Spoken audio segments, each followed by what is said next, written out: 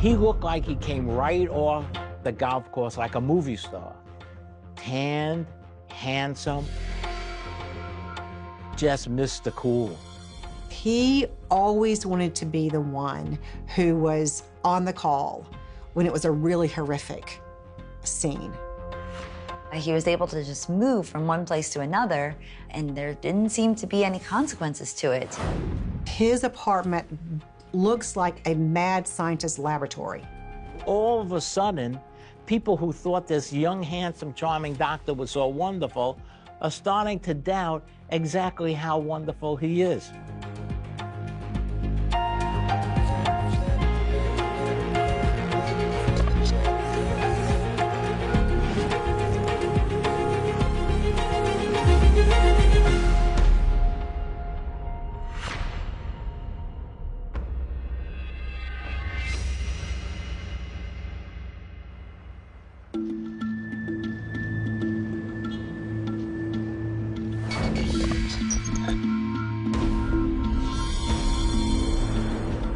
My name is Bruce Sackman. I am the retired special agent in charge of the Department of Veterans Affairs for the Northeast United States. My entire career has been involved in hospitals and investigations of medical professionals and staff. Every possible crime that you could think of can actually occur in a hospital. I had nurses and doctors that were stealing medication. I had contract fraud. There was an entire list of cases that I had until one day I got a phone call that really changed my life.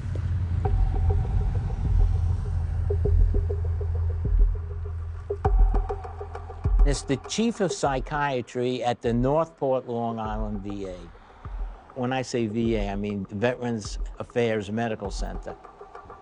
She says, Bruce, you're not going to believe this, but we have a physician working here who spent time in prison for poisoning his coworkers. And I look at the phone, I look at the calendar, I says, what is this, April 1st? How could somebody who spent time in prison for poisoning their coworker become a doctor at the VA? She said, hey, look, Bruce, we got wind of this story in the newspaper. Check it out.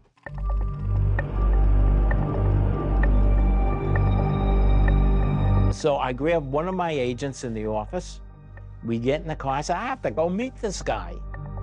He looked like he came right off the golf course like a movie star. Tanned, handsome, blonde hair, aviator sunglasses. I mean, just Mr. Cool. If my daughter brought him home and said, hey, Dad, I want you to meet my boyfriend. He's a doctor at the VA hospital. He's an ex-Marine. I would say, come on in, welcome to the family. I would be excited. We started talking to him.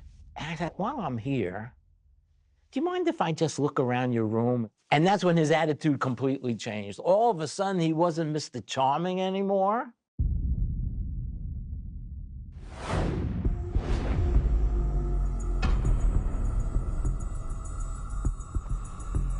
Michael Swango was born in 1954 in Tacoma, Washington. He was the middle of 3 children, and from all accounts, he was really his mom's kind of golden child. I'm Dr. Joni Johnston. I'm a clinical and forensic psychologist and private investigator.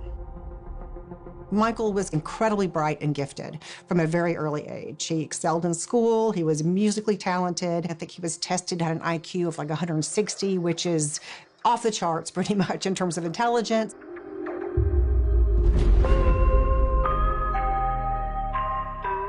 Michael had a sort of an unusual interest from an early age in death and violence, and he began collecting these scrapbooks that were pretty gory. There were pictures of car accidents. He was interested in the Holocaust and would collect pictures. And his mom didn't seem to think there was anything amiss with this. She, in fact, would sometimes cut out pictures for him or headlines from newspaper articles and give them to him.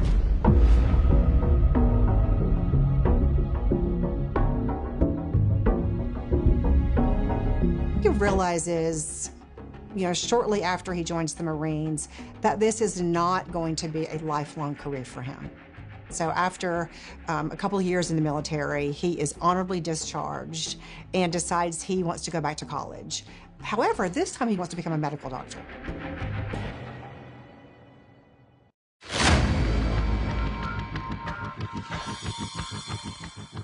During his third year and fourth year, some very concerning things began happening at this university. His fellow students referred to him as 00 Swango, licensed to kill. Because apparently, every time he was visiting patients, a small number of them seemed to expire unexpectedly.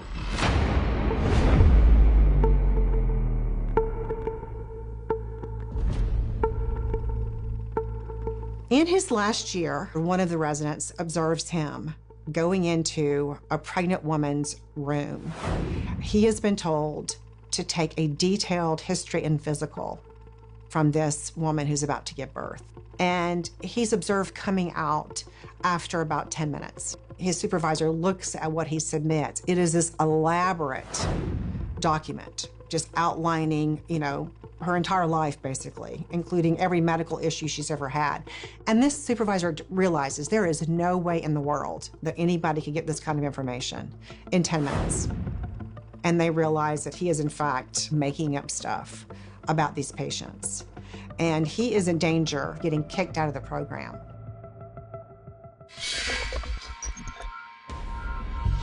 I'm Dr. Brianna Fox. I'm a professor in the Department of Criminology at the University of South Florida.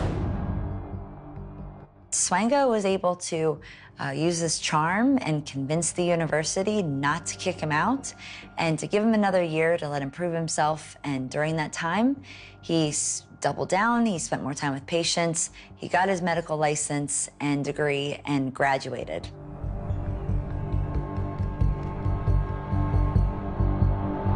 Despite the fact that Swango almost did not graduate from medical school, he was able to land a very prestigious residency.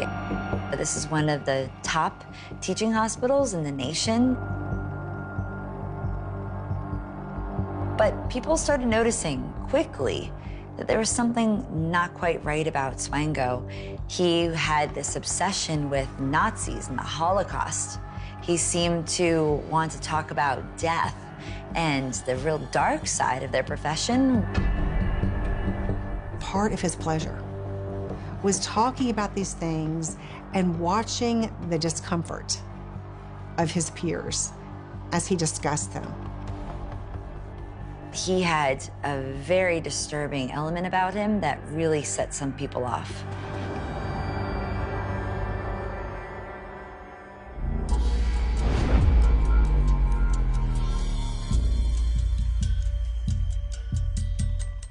There are all of a sudden being these medical crises. More patients are dying.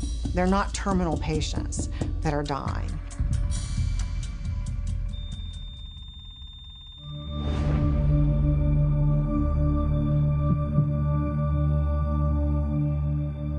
She's a gymnast. She's somebody who's been in good health, but she's been involved in a car accident. And she's got some significant injuries, but she certainly is not in a life-threatening position. She's actually improving in the hospital until she gets a visit from Dr. Swango. Then she dies unexpectedly. It's extremely sad for all the medical staff who've been involved with her, and they just can't understand why this young woman who has her whole life ahead of her would die so suddenly.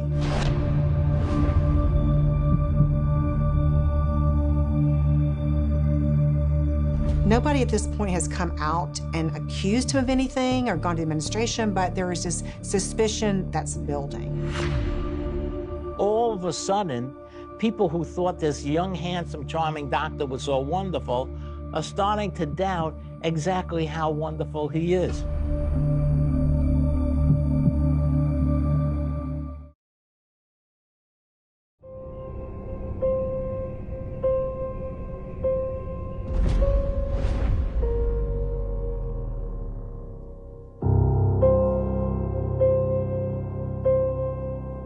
They basically conclude that there's no evidence that Michael Swango has definitively harmed any patients. However, I think it is very interesting that as part of that investigation, they decide after a year not to invite him back to continue his residency, which is a pretty significant event. After Swango is released from his residency, he goes back home. So he goes back to Quincy, Illinois, and he begins working as an EMT for Adams Ambulance Service. He did that because he really loved the excitement of a code or an accident. You know, when I say a code, I mean a cardiac arrest, and the bells and whistles are going off, and the nurses and doctors are coming, running in.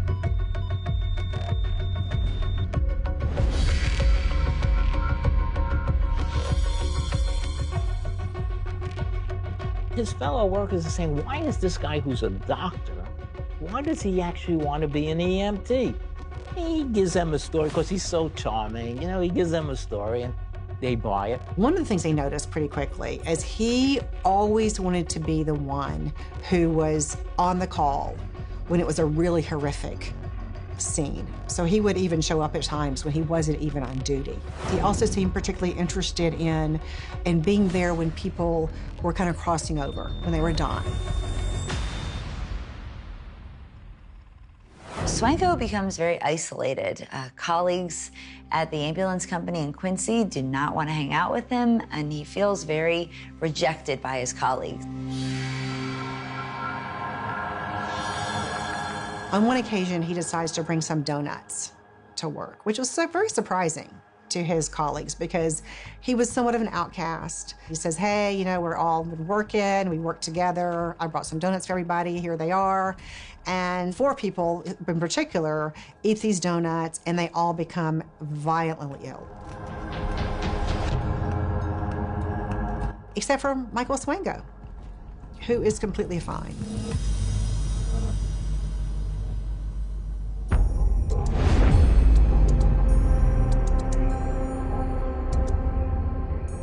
They manufacture an emergency and they send Michael on this call. And meanwhile, they go in his locker and what they find is incredibly alarming to them because one of the things they find are bottles of ant poison. One of them is empty, one of them is full, and the main ingredient is arsenic, which causes symptoms very similar to the ones they all experienced.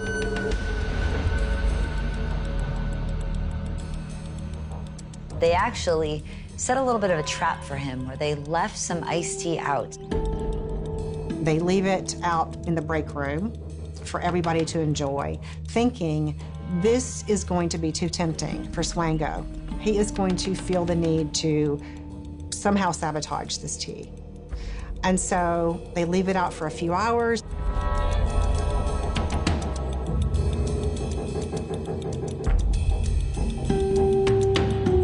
They had this iced tea tested, and the iced tea was loaded with arsenic.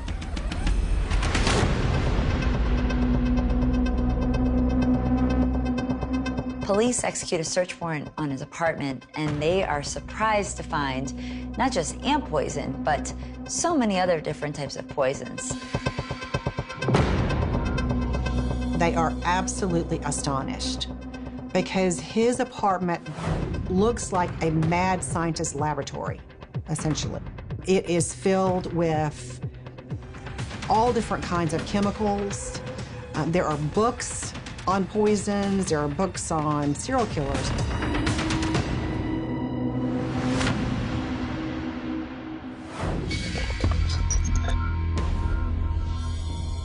I'm Kelly Kreff. I'm a freelance writer, and I've been writing to Michael Swango for about 15 years.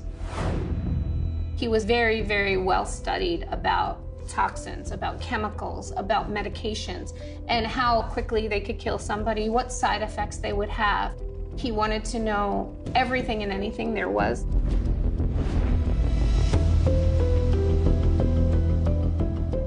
Swanko says this is just his little hobby and his obsession with true crime. He's just trying to replicate it at home and doesn't exactly take any responsibility or implicate himself for either the poisoning of his colleagues or what he may have planned to do with those poisons in the future. And they end up bringing 7 charges of aggravated battery against him for his poisonings of his work colleagues.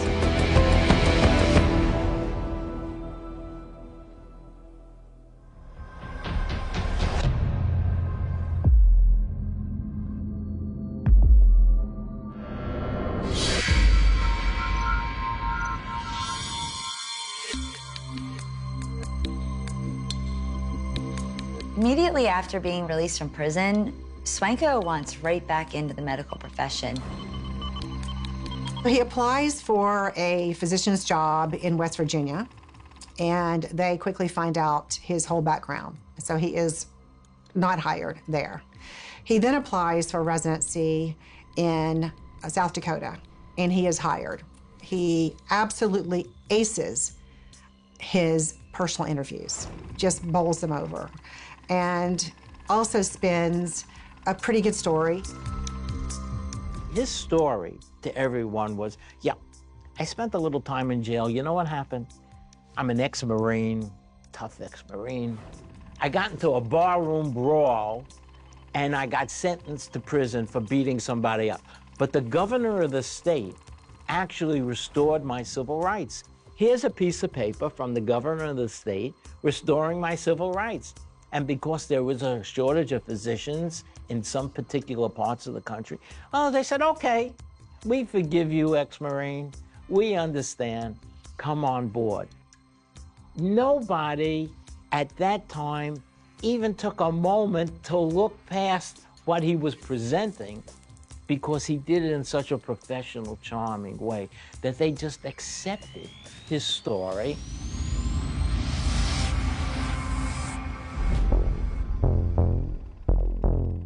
He can be, when he wants to be, extremely charming. So I would think that this would lull people into this false sense of security, and they would initially never suspect he had any sort of nefarious motives. You have to remember, we're talking pre-internet. So it wasn't so simple as a couple of keystrokes checking out the name Michael Swango, all right? That didn't exist. Hospitals simply took the word, for the most part, of the applicant and assumed that all the documents that they were presenting were true and accurate.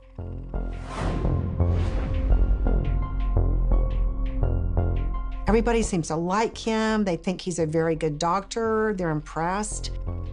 He's doing pretty well, to tell you the truth. He's doing pretty well. In fact, he meets a nurse, and they get engaged, and everything is just beautiful. Her name was Kristen Kenny.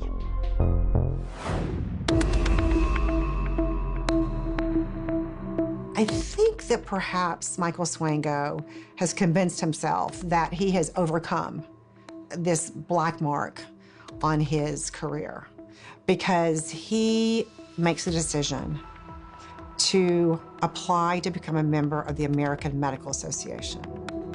The American Medical Association is the association that almost all physicians belong to. They checked on him. They find out not only about the fact that he's lied about the circumstances for his criminal conviction, they find out that at Ohio State there were in fact some very clear suspicions that he might have been harming patients. And so they pick up the phone and they call South Dakota, where he's working.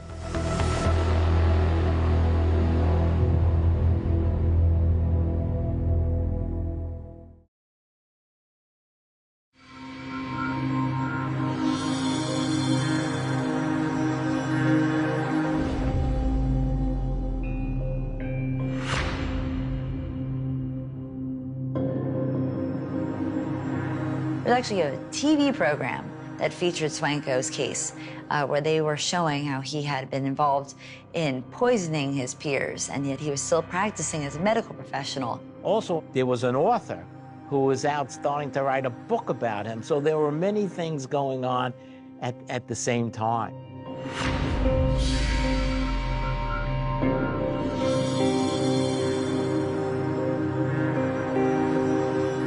His girlfriend, really unfortunately, had no idea what was going on with Michael Swango in terms of his past or anything he had done. And so all of this just blindsided her. She had also been experiencing some physical symptoms around this time.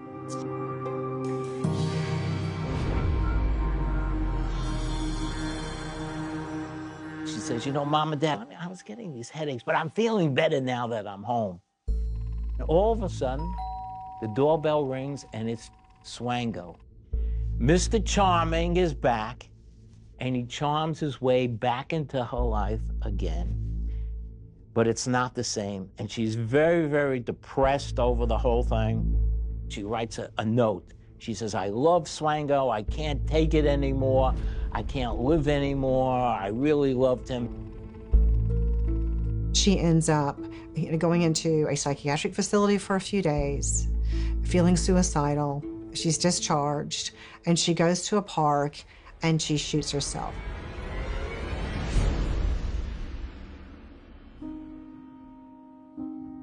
Her parents are just beyond devastated.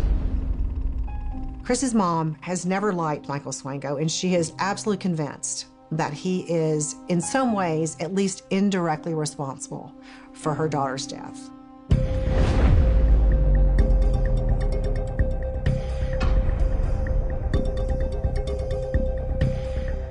He legally changes his name because I think he becomes aware that he is not going to get another residency as Michael Swango.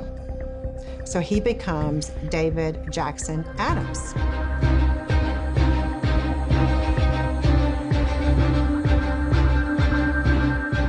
It's a rather prestigious medical center out on Long Island. They have a teaching arrangement with the Veterans Affairs Medical Center. Guess what area or specialization he applies for? He applies for psychiatry. So you know what that meant? That meant he had to go in front of a board of trained psychiatrists and convince each and every one of them that he should be in their program. So if he could convince a board of trained psychiatrists to take him in, you could see how he could convince just about anybody to take him in. He was able to just move from one place to another, and there didn't seem to be any consequences to it.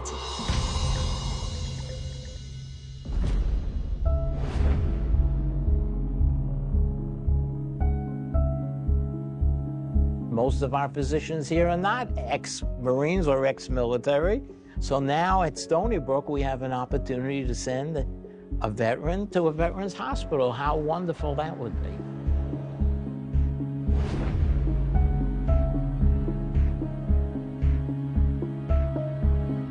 They do not know about all the things that have kind of followed him in Ohio State or in South Dakota.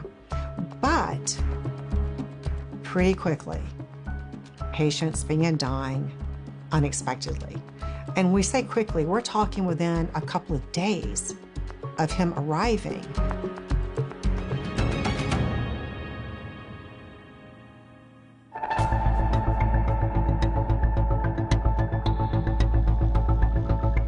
There's a 60-year-old man named George Ciano who comes into the hospital, and he's got some chest congestion, but not somebody who's seen as in a life-threatening situation. He was seemingly okay, but all of a sudden is going into cardiac arrest. And it's Swango sitting there on the radiator in his room, watching him as he is convulsing and yet does absolutely nothing to try to help. And Ciano ultimately dies. Another patient of Michael Swango's is Baron Harris, who's 60 years old. He comes in with pneumonia. His wife is very devoted to him, and she's in the room visiting him one day, and Michael Swango comes in and he injects him with something. She's not sure what it is, and pretty soon after that, he begins to deteriorate. And he ends up dying a few days later.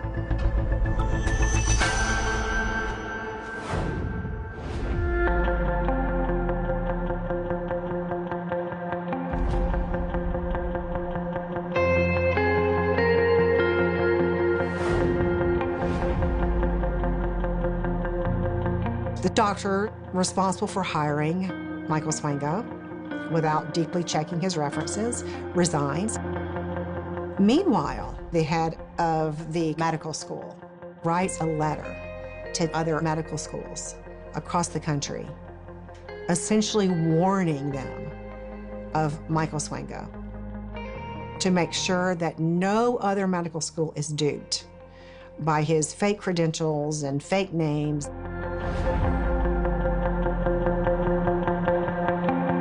He was working for a government facility, so any fake documents he gives them is a federal offense. And so the FBI is beginning to take notice of him. And he is also aware that they are going to be charging him likely for, at the very least, fraud or providing false information. And also that he is never going to work as a physician in the United States again. And so before the FBI has a chance to arrest him, he disappears. He hops on a plane and he goes where? To Zimbabwe, Africa. I think he picked Africa because he was very aware of the fact that they needed him there as an American-trained doctor. So he was welcomed with open arms.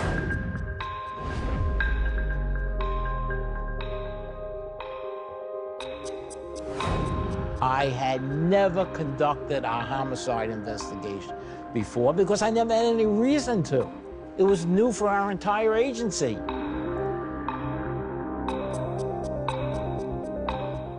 And we narrowed it down to about 6 patients who the team, in their opinion, thought should not have expired when they did.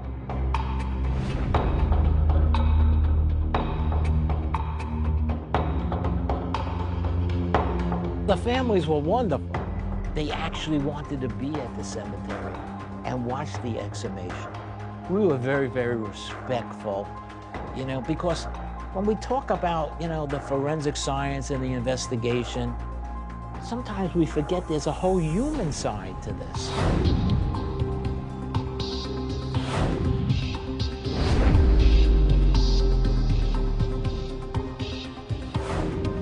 They made a determination that these people were poisoned with 2 drugs. One of them is a drug called succinylcholine. In the hospital, they call it Sux. They use it to intubate, to put a tube down you. It essentially paralyzes you during this procedure. And if used properly, it's a wonderful drug. If not used properly, it will kill you. The second drug they determined was epinephrine. Epinephrine is actually adrenaline, and it could speed up your heart, and if used improperly, it could kill you as well.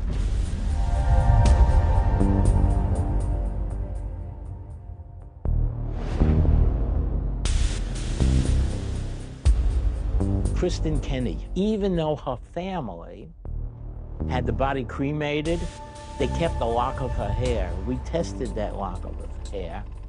It was loaded with arsenic. Swango was actually poisoning his own fiancée.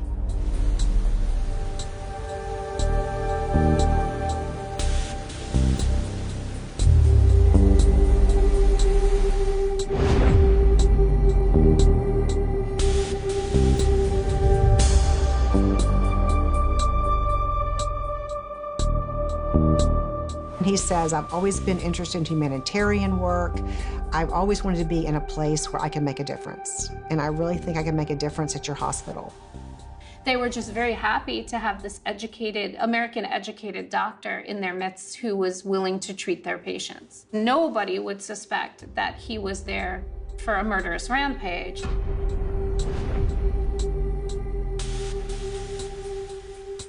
Within months, it has become clear to the head physician of this hospital that this person is not who they thought that they hired.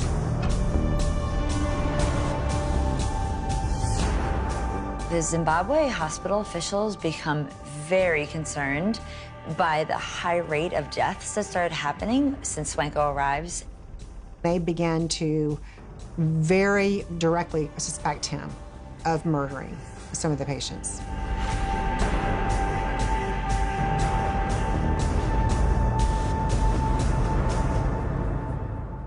He goes from one hospital to another hospital, and the people there were very bright. They really suspected him of killing people, but he's always like one step ahead of them in Zimbabwe.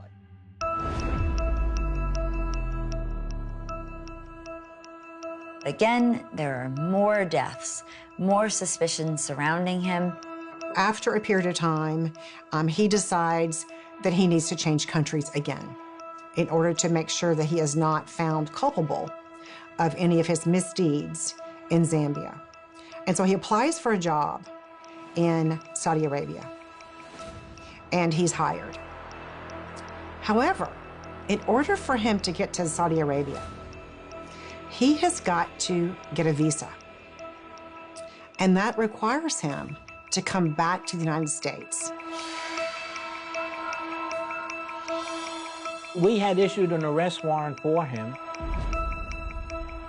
So when he returned to get that visa, he actually got arrested.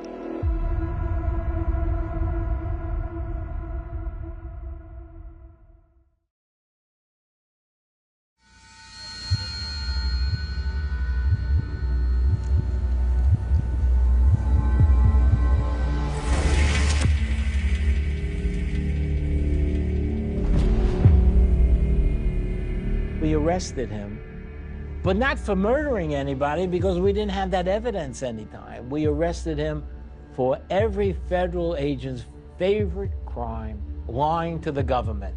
If you lie to the government, that is a felony. So he lied to me when he gave that story about the barroom brawl, and his whole status was baloney.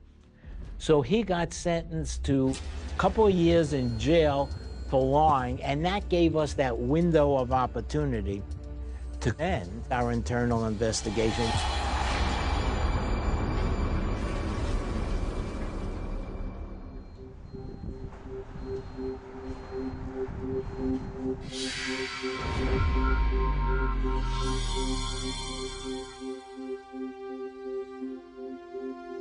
You know, when we do these cases, it's almost impossible to make an accurate determination on the total of number of people that were victims.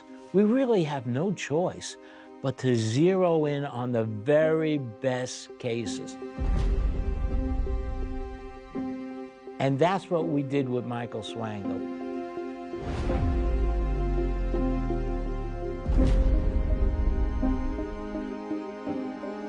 Essentially, the government said this to him: if you go to trial, and even if you're found not guilty, we have an extradition agreement here with the government of Zimbabwe. So we're just going to put you on the plane and drop you off on the tarmac in Zimbabwe, and they're just chomping at the bit to get their hands on you. Well, he decided to plead guilty. Thank goodness.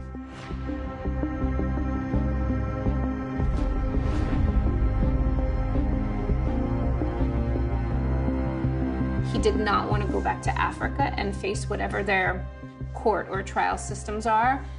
So even in his getting captured, he was very strategic in protecting himself as much as he possibly could. Some of the things that come out during the trial from a psychological standpoint I think are really, really interesting. His journals that he keeps.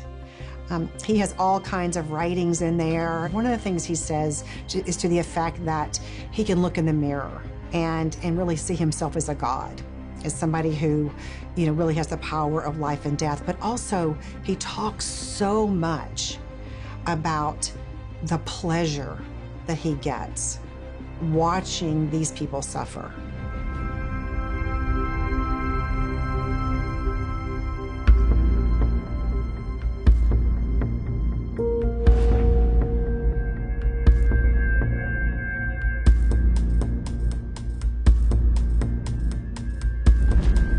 Judge Mishler said something I'd never heard before.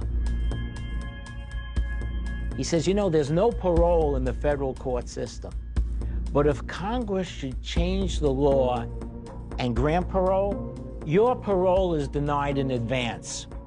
So there's no way this guy is ever getting out of jail again. And he's now in a place we call Supermax Federal Penitentiary in Florence, Colorado, where all the bad, super bad people are terrorists and mafia hitmen. That's where they all go. And that's where he is today.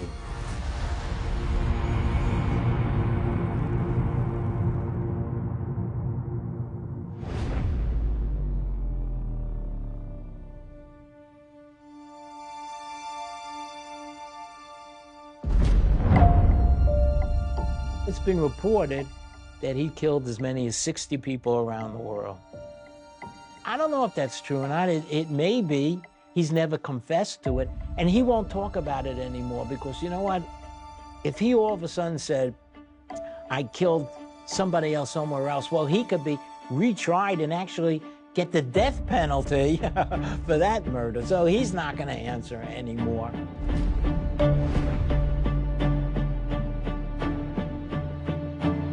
After he confessed in federal court to killing our nation's heroes, he also was brought to Ohio State, and he confessed to killing that young gymnast, Cynthia McGee. Thank goodness he did. And that young man that hit her with the car, he was exonerated because he didn't kill Cynthia McGee. Dr. Swango killed her.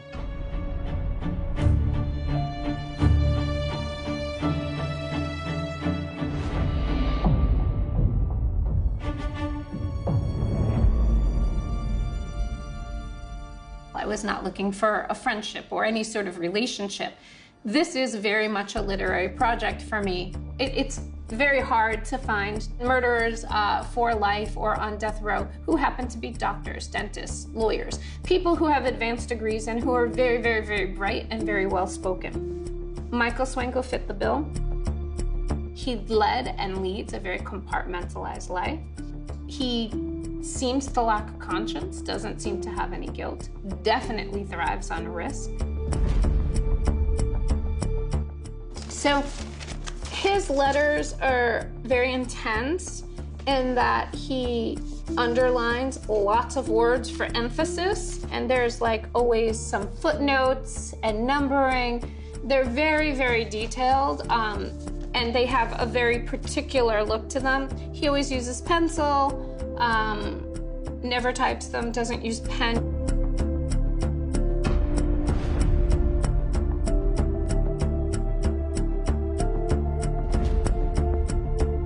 So here's a letter in which I ask him very specific questions about how he feels about his murderous misdeeds.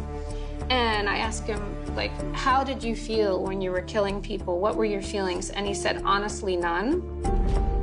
There could be 15 or 20 incidents in one weekend, or I could go for none for 2 to 3 weeks. But if he's saying like a long period of not killing was 2 or 3 weeks, and a more prolific time of killing was 15 or 20 incidents in just a weekend in Africa, then think about what the number, if this is true, think about what the number is.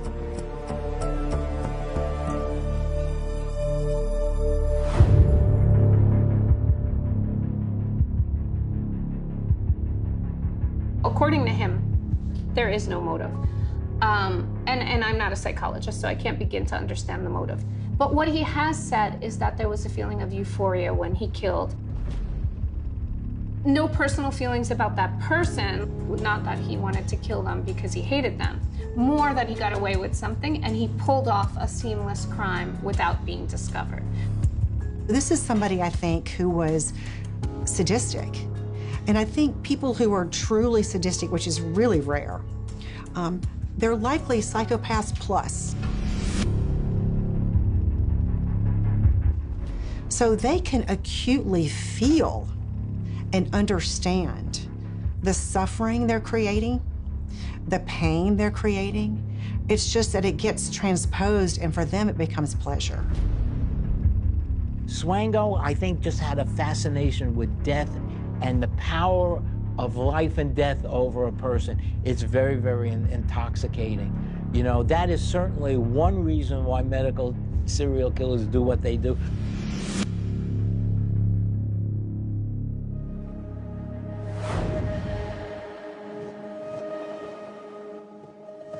I think if Michael hadn't been caught, he absolutely would have continued to kill. I think he's also very savvy and was looking into different poisons and learning every day about better, more deceptive methods of harming and killing. We're always taught to kind of revere doctors and respect them. We think of doctors as somebody who's going to help us.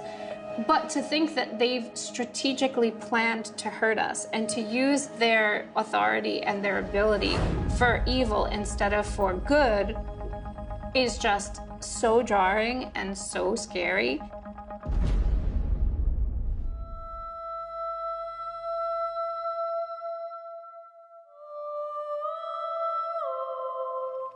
One of the best things to come out of the whole Swango case was that the world of medical credentialing improved dramatically, because no one wants another Swango now.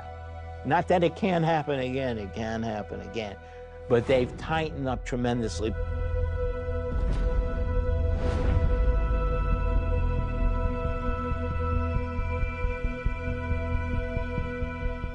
This one particular case really changed my life, and I speak now all over the world.